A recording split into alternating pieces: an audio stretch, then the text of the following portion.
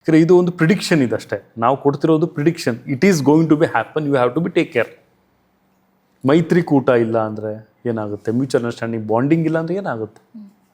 So ಎಲ್ಲ ಚೆನ್ನಾಗಿದೆ ಗುರುಗಳೇ, ಎಲ್ಲ ಮೈತ್ರಿಕೂಟ ಔಟ್ ಆಫ್ ಔಟ್ ಬಂದಿದೆ. 28 ಆದರೂ ಸಹಿತ ನಾವಿಬ್ಬರು ಚೆನ್ನಾಗಿಲ್ಲ. ಕಾರಣ ಮನೆಯಲ್ಲಿ ಏನೋ ದೋಷ ಇರುತ್ತೆ, ವಾಸ್ತುವಿನ ಒಂದು ದೋಷ ಇರುತ್ತೆ, ಎಲ್ಲೋ ಒಂದು ಸಣ್ಣ ಕಿಡಿ ಹತ್ಕೊಂಡಿರುತ್ತೆ.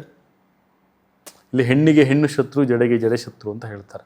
ಯಾವುದಾದ್ರೂ ಒಂದು ಸಮಸ್ಯೆ ಬಂದಿರುತ್ತೆ ಅಲ್ಲಿ ನೋಡಿ, ತಾಯಿಯನ್ನು ನಾವು ಅಕ್ಸೆಪ್ಟ್ ಮಾಡ್ತೀವಿ, ತಾಯಿ ಏನು ಬೈದರೂ ನಾವು ಅಕ್ಸೆಪ್ಟ್ ಮಾಡ್ತೀವಿ.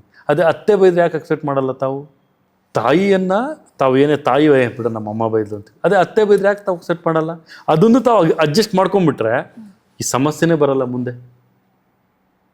ಅವರನ್ನು ತಾಯಿ ಅಲ್ವಾ, ಅವರನ್ನು ತಾಯಿ ಥರ ತಾವ್ಯಾಕೆ ಸ್ವೀಕರಿಸಲ್ಲ?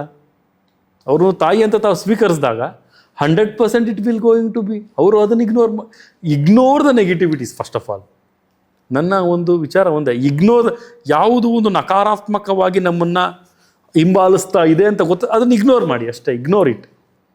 ಅದನ್ನು ನಾವು ಹಿಡ್ಕೊಂಡು ಅದನ್ನು ಬೆಳೆಸೋದು ಬೇಡ, ಇಗ್ನೋರ್ ಇಟ್. ನೀವು ಪ್ರೀತಿ ಕೊಡಿ, ಅವರಿಂದ ಅಪೇಕ್ಷೆ ಮಾಡೋದು ಬೇಡ.